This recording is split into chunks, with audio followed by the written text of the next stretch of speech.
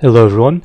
As almost all of you probably and hopefully know, the combat beta came out today and I thought I'd just make a little video on it. I did a lot of live streaming today and I'll put the live stream links in the description if you'd like to take a look at those. But one of the things I did was doing the fight caves, and overall my opinion was that this is a very bothersome system to use for PVM. It's a lot more fun for PvP, as I'll show later, but for PVM I find it a bit tedious to constantly be clicking on the little numbers there. Also, I should probably mention that I have not gotten used to the new system at all, so I'm sure it'll get better over time.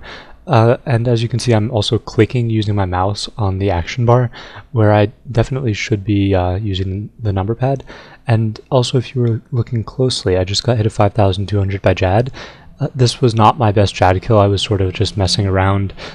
And yeah, I didn't think it could hit that high. I mean, yeah, that's quite high. That's pretty much enough to one hit most people, depending on what your gear is, but pretty impressive. So just using my Narcotic Maul to destroy stuff. Also, if you look at my inventory, you can see I only have 2 doses of super prayer left. Since armor doesn't have any prayer bonus anymore, and there isn't any bonus to prayer potions healing prayer points based on your prayer level, so super prayers only heal 250 prayer points each, you run out of prayer points really quickly. So I'm sure they'll fix that. That seems like a bug of some sort. But that's just why I don't have many prayer points left, and why I'm also not using turmoil for the whole thing. So yeah, that's pretty much Jad. It can hit pretty well. They did update pretty much every boss as far as I know. Also, I think it's rather interesting about the combat levels of all the monsters. I mean, Jad is only level 140, where the bats that were previous level 22 are now level 122, so there's only an 18 combat level difference between Jad and the level 22 bats, which is, it doesn't make much sense in my opinion. But anyway, so yeah, that's it for Jad. I'll just skip along here. So the next thing is PvP action bars, and I spent a long time in the Duel Arena, especially in my second stream. I probably spent like 4 hours there at least, just messing around, fighting people, mostly using melee with Torva and just figuring out some strategies there.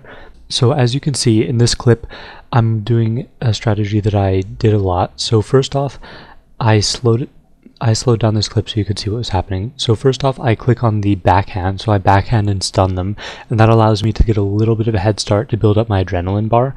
And then I just use some other little abilities to do a little bit of extra damage, nothing major. And then what I do is I use the slaughter ability, which makes it so that they have a sort of a bleeding effect, and if they move, they get hurt by triple the base damage. And I think this is pretty overpowered, but that's how it is now. So what you do is you just hit them with it, and then you move away, and it hurts them. And the easiest way to do this is to use a range ability that lets you jump back. It's called Escape, and it just makes you jump back 7 squares. So that's helpful because it makes your opponent run towards you and get hurt a ton. And then what I do is I use this ability called Destroy, and what happens is this ability will stun them, or has a chance to stun them at least.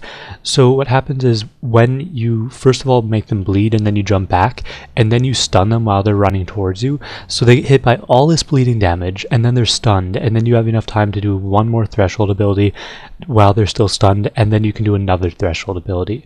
And it works very, very well. As long as you don't miss on some of the attacks, which does happen, you can pretty much KO any meleeer. It doesn't work quite so well on other targets like rangers and mages, who won't run towards you when you use the bleeding attack, but it works really well.